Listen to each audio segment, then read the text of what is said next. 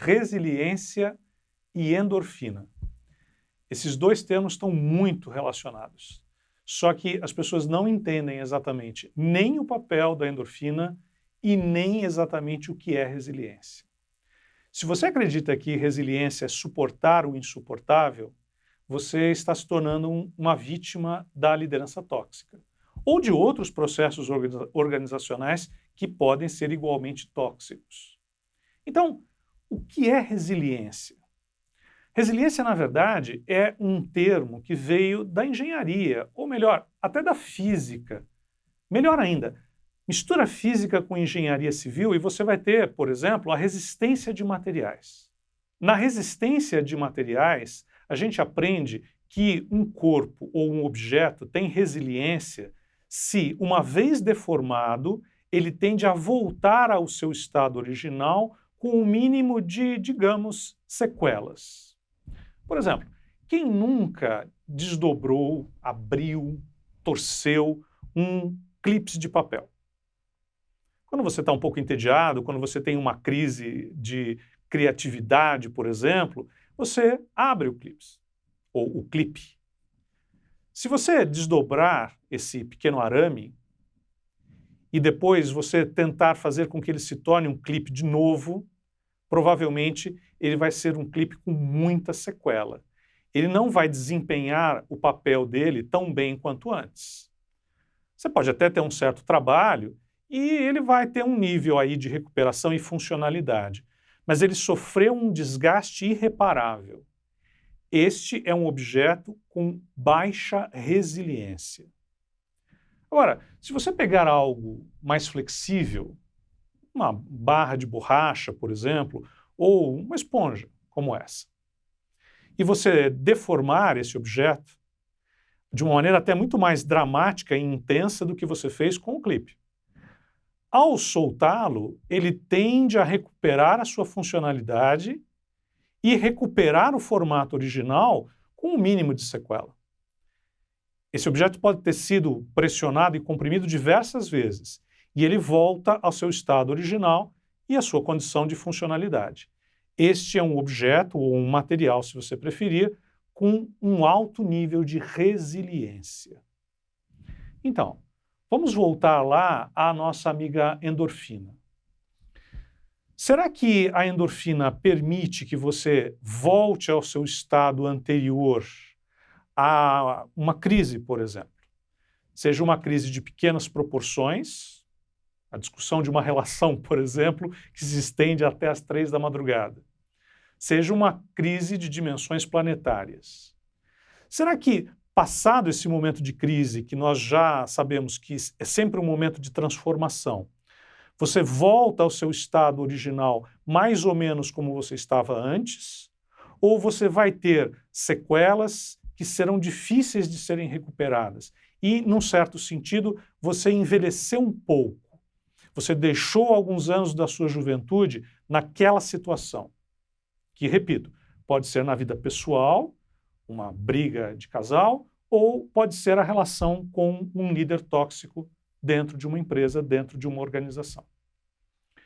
Quando nós abusamos da endorfina, do ponto de vista orgânico, nós sofremos um processo de envelhecimento que não tem retorno. Muitas pessoas, ainda jovens, na faixa dos seus 35 a 40 anos, têm a sua primeira crise de ansiedade, por exemplo. Um colapso. Não precisa se chegar no burnout, que é um processo muito mais agressivo, que envolve relações crônicas desajustadas no dia a dia da empresa, uma pequena crise de ansiedade. Saiba que se você teve uma crise de ansiedade nessa idade, significa que o seu sistema nervoso central ele está um pouco disfuncional. E, em alguns casos, a perda de funcionalidade de alguns processos neuronais é irrecuperável. Neurônios são diferentes de outras células, que têm uma capacidade que vai decaindo com o tempo, mas uma capacidade de reposição ao longo da vida. Neurônios perdidos tendem a não voltar mais. Pois é, quando a gente trabalha com uma endorfina basal muito alta durante muito tempo, Você coloca todo o seu sistema endócrino em sobrecarga. Você coloca todo o seu sistema endócrino para funcionar num ritmo que seria o ritmo que os nossos ancestrais teriam quando estivessem fugindo do predador. Mas o nosso corpo não foi preparado para fugir do predador todos os dias. Quando você está se dirigindo ao trabalho num contexto de liderança tóxica, você já está se dirigindo ao trabalho com um nível de adrenalina, cortisol e endorfina mais elevados. O seu corpo está trabalhando de uma forma que não é funcional, pelo menos para ficar naquele estado durante muito tempo. Que dirá dias, que dirá meses.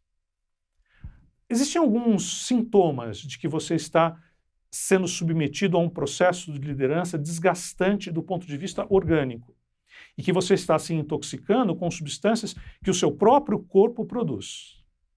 Por exemplo, a pessoa fica contando os dias para chegar à sexta-feira. Você está dando comandos de ansiedade para o seu corpo, para a mente e, consequentemente, para o corpo. Você olha no relógio no meio da tarde e começa a contar quantas horas você precisa para ir embora naquele dia. Você começa a contar quantas semanas faltam para as suas férias.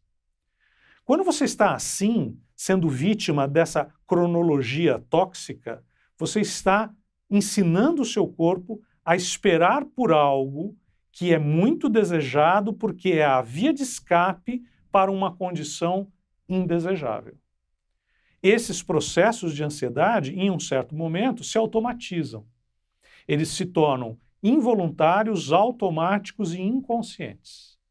E aí, uma pequena fagulha, um pequeno gatilho pode detonar a crise de ansiedade e você está no meio de um projeto. E você está no meio de uma reunião com um cliente importante. Ou você está apresentando um relatório para alguém da diretoria. Aí é que você vai ver as consequências mais graves de um processo de liderança tóxica. A endorfina, mantida em níveis muito elevados, vai fazer com que você não observe as mensagens que o seu próprio corpo está mandando para você. Quem conta as horas para o final do dia, quem conta os dias para o final da semana e quem conta as semanas para as férias, insistentemente está dando sinais ou sintomas de ser vítima de um processo de liderança tóxica. Mas existem outros sinais, e você tem que estar muito atento para esses outros sinais. Existe uma palavra que a gente usa muito no contexto de neuroliderança, que é a senciência. Senciência com S. A senciência é a consciência dos sentimentos. É você prestar atenção no que você está sentindo e nas mensagens que o seu corpo está lhe dando. O neurocientista Antônio Damasio, ele diz que a emoção usa o corpo como palco. Se você entender bem o significado dessa frase, eu posso estar livrando você de 5 anos de terapia no mínimo. A emoção usa o corpo como palco. Quando você está tenso, quando você está nervoso, quando você está ansioso, o corpo tem reações que são instintivas, involuntárias e talvez inconscientes. Você começa a ter suor nas mãos, se você tem sudorese, você fica ligeiramente trêmulo, a sua boca vai ficar seca. O seu corpo está se preparando para aquela explosão de fuga do predador. Mas você não pode fugir, você está no meio da reunião, você está chegando para visitar o cliente, você está apresentando um relatório. Mas aquilo é altamente indesejável para você. Então você, sob estresse, tem a reação física, a reação corporal. O Antônio Damasio, neurocientista português renomadíssimo, ele diz que o sentimento é uma percepção. Então, você pode estar com saudade, o seu corpo pode reagir ou não, mas isso está mais no nível mental. Você sente inveja, o seu corpo pode reagir ou não, mas não é exatamente uma emoção, é um sentimento, é uma percepção. Só que quando nós estamos envolvidos em processos de liderança que são, a rigor, disfuncionais, nós começamos a não praticar a percepção dos nossos próprios estados. Pior do que isso, nós começamos a negar que nós estamos naqueles estados. Então, alguém que está sob uma pressão muito forte começa a dizer que não precisa ir almoçar, que ele prefere terminar o relatório. Mas ele precisa ir almoçar, mas ele nega aquilo. Ele nega o sentimento ou a emoção de estar com fome. A pessoa está cansada, ela está desidratada, mas muitas vezes ela se nega a levantar e tomar um café, um copo d'água, tirar o foco por alguns instantes, porque ela acha que aquilo é muito mais importante do que o seu próprio estado emocional e orgânico. Quando nós começamos a negar alguns desses sentimentos, algumas dessas emoções, nós começamos a cair numa ilusão. Uma ilusão típica da liderança que é estritamente racional e, portanto, tirânica. Uma liderança que não é empática. Vamos falar de empatia. Quando nós estamos nesse processo de negação, nós estamos acreditando na ilusão que é sintetizada na seguinte frase: deixe os seus problemas do lado de fora da empresa. Eu vou dizer uma coisa. Se você consegue ser uma pessoa dentro do trabalho e uma outra pessoa fora do trabalho, você não tem essa capacidade de resiliência.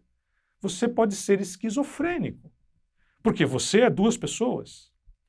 Não existe essa capacidade de você ser uma pessoa portas adentro e outra pessoa portas afora.